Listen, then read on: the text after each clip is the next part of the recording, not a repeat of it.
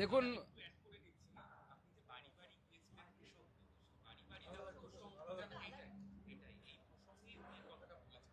দেখুন তাপসী মালিকের ধর্ষণে অভিযুক্তদের একজন এখন বর্তমানে তৃণমূল করে।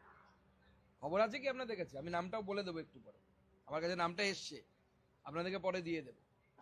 আর তাপসী মালিকের ধর্ষণ কাণ্ডে তাপসী মালিকের বাবা পরবর্তী সময় কি বলেছিল সেটা চন্দ্রিমা ম্যাডাম জানেন তো? নাকি চন্দ্রিমা ম্যাডাম তখন কোর্টের ভিতরে ঢুকে উস্কাচ্ছিলেন নিজের উকিলদেরকে? চন্দ্রিমা ম্যাডামের ভাবা উচিত যে ওটা কোর্ট ছিল, ক্লাব না। আর আমি কোথায় ছিলাম? আমি সে সময় পড়াশুনো করছিলাম যাতে আমার সঠিক সঠিক শিক্ষাটা হয়, কোর্টের ভিতরে ঢুকে যেন আমি গুন্ডামি না করি, সেজন্য তখন আমি এডুকেশন নিচ্ছিলাম। ওনার ওটাও ইনকমপ্লিট থেকে গেছে, ওনাকে আবার ভর্তি হতে হবে স্কুলে।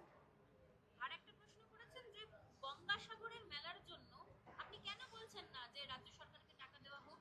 গঙ্গাসাগর এত পবিত্র একটা মেলা, জাতীয় মেলা, সেটা কেন বলছেন না সুকান্ত মজুমদার যে টাকা দেওয়ার কথা?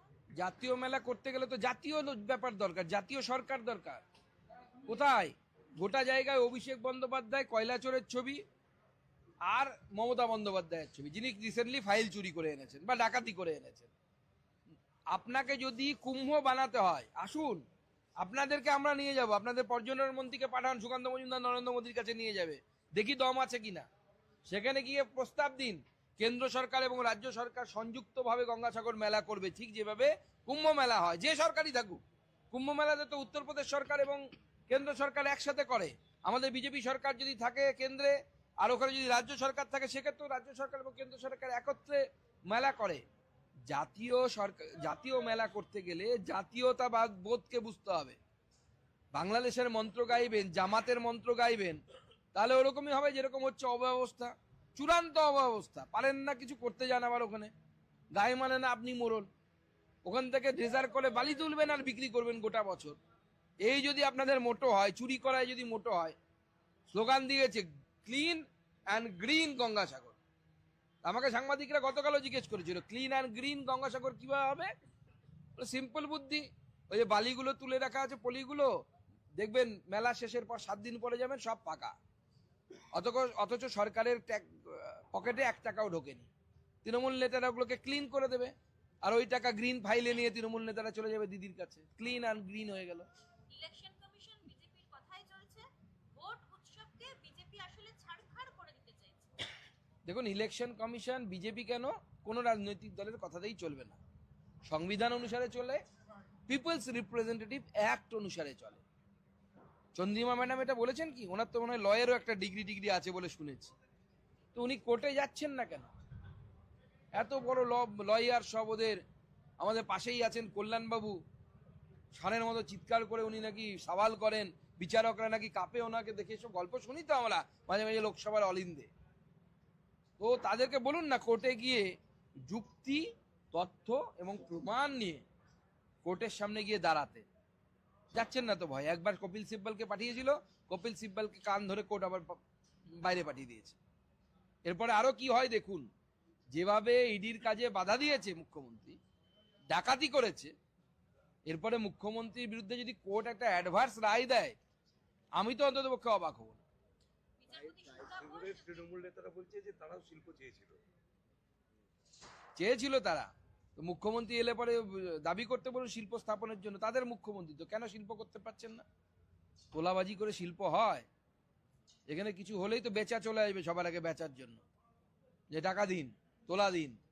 তৃণমূলের এ থেকে জেড প্রত্যেকটা নেতা তোলাবাজি করে এখানে, আমাদের কাছে খবর আছে। কেউ মাটির টাকা তোলে, কেউ বালির টাকা তোলে। অবশ্য হুগলিতে বালিরটা বেশি, এই মাটিরটা বেশি চলে, বেশি টাকা তোলা হয়। সব তো এই করে বেড়াচ্ছে। এইভাবে শিল্প হয় না।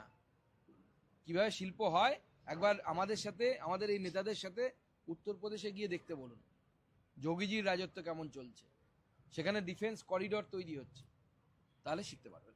দাদা, আপনারা কি জমি অধিগ্রহণ করবেন? কারণ এই জমি সুপ্রিম কোর্টের রায়ের পর তো কৃষকদের হাতে চলে গেছে, এবং যে জাজমেন্ট দিয়েছিল সুপ্রিম কোর্ট বলেছিল যে জমি অধিগ্রহণ হয়েছে প্রাইভেট ইন্ডাস্ট্রির জন্য, সেটাই অবৈধ।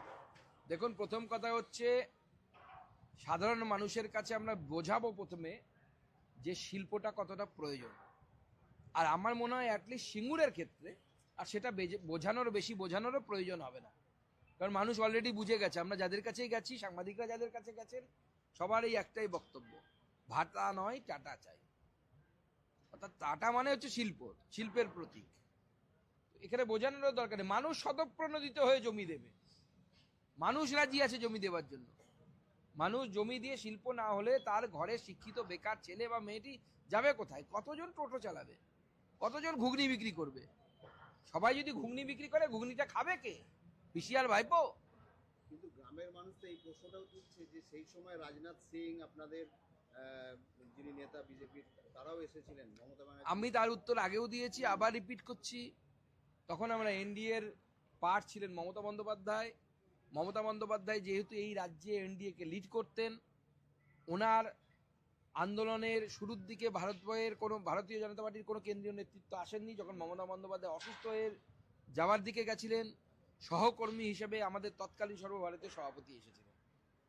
এটা আমরা যে কোনো রাজনীতির ক্ষেত্রে সৌজন্যতম, তার আমাদের যদি এনডিএর গঠবন্ধন হয় তাহলে তো অবশ্যই সেখানে আমরা যাব।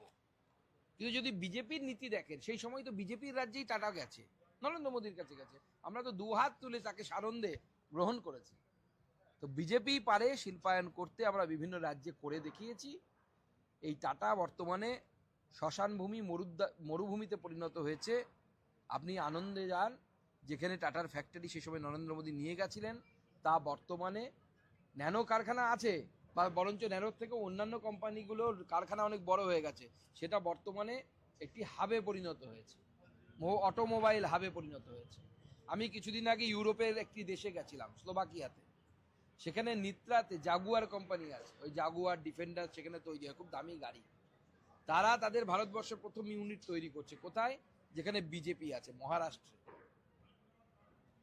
নিত্রাতে একটা কোম্পানি থাকবে, মানে তাদের ইউনিট থাকবে, এখানেও তারা একটা ইউনিট তৈরি করছে। পশ্চিমবঙ্গে কিন্তু আসছে না।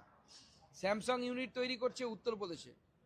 তো স্বাভাবিকভাবে বিজেপি শাসিত রাজ্যে সমস্ত শিল্পপতিরা তারা বিনিয়োগ করতে আগ্রহী, এবং এই বিনিয়োগ আমরা আনতে চাই।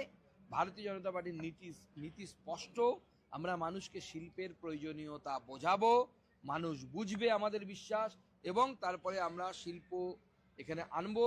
শিল্পপতি এবং বিনিয়োগকারী যারা আছেন তাদের সাথে কথা বলে, তাদেরকে আবেদন করে, ল অ্যান্ড অর্ডার ঠিক করে, আর সব থেকে বড় কথা তোলাবাজি বন্ধ করে।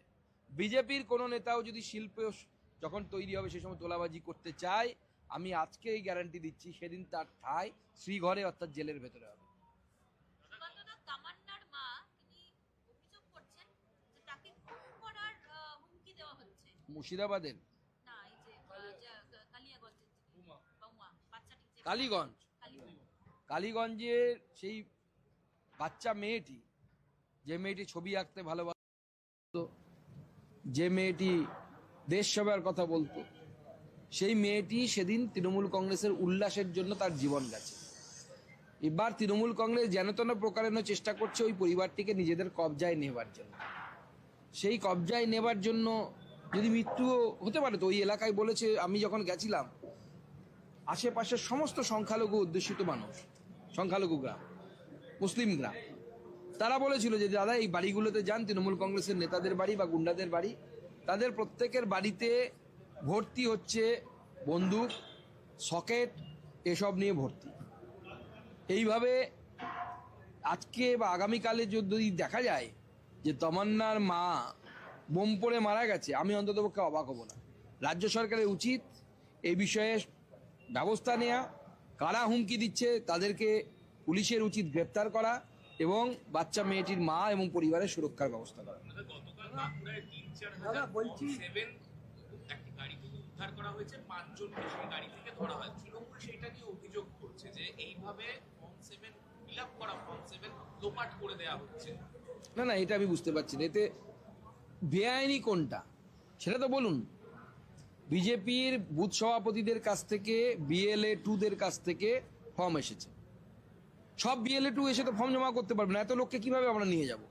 সেই সমস্ত ফর্মগুলোকে জমা করে যদি কেউ নিয়ে যায়, 5 জন 4 জন মিলে নিয়ে যায়, তাতে অপরাধের কি আছে? না, তৃণমূল অভিযোগ করছে যে এত ডিটেইল আপনারা পেলেন কি করে? তৃণমূল তো এত ডিটেইল পাচ্ছে। তৃণমূলের যোগ্যতা নেই, 12 পাস নেতা কোথা থেকে পাবে? আমাদের যোগ্যতা আছে। একজন ফেক পিএইচডি ধারী ওদের নেতা, আর একজন 12 পাস নেতা কোথা থেকে পারবে? আমাদের এআই আছে, আমরা নিজেরা পারবো না? আমরা করতে পারি। দাদা বলছি, বাংলাদেশে যেভাবে হিন্দুদের উপরে অত্যাচার চলছে, এই নিয়ে তৃণমূল কংগ্রেস কোনো রকম কথা নেই। তৃণমূল হিন্দুদের পক্ষে নই, সেই জন্য বলছে না। তৃণমূল চায় যে পশ্চিমবঙ্গে 50%-এর বেশি মুসলমান হয়ে যাক, তাহলে পরে ভোটে টিকে থাকবো 2-4 বছর, সেই জন্য করছে না। খুব সিম্পল। ধন্যবাদ। একসময় বামফ্রন্ট সরকারের মুখ্যমন্ত্রী বুদ্ধদেব ভট্টাচার্য বিহার ঝাড়খণ্ড থেকে লোক নিয়ে আসছে ভোটের জন্য, একদম বিজেপিকে বলা ওনাকে বলুন না অভিযোগের সাথে একটু কাগজ দেখাতে। কাগজ দেখাবো না, এটা চলবে না, প্রমাণ দেখাতে হবে। আরে উকিল মানুষ উনি, অ্যাডভোকেট, ল দেখে পড়েননি উনি? প্রমাণ দেখাতে হয় সবকিছুতে। জাজকে ওরকম যদি মুখে গিয়ে বলেন তো বলুন, জাজকে গিয়ে শুনবে? হাওয়া গরম করার চেষ্টা করছে, খেলবো না করার চেষ্টা করছে। তার কারণ বুঝতে পেরেছেন, এবার কিন্তু খেলা হবে এবং তৃণমূল হারবে।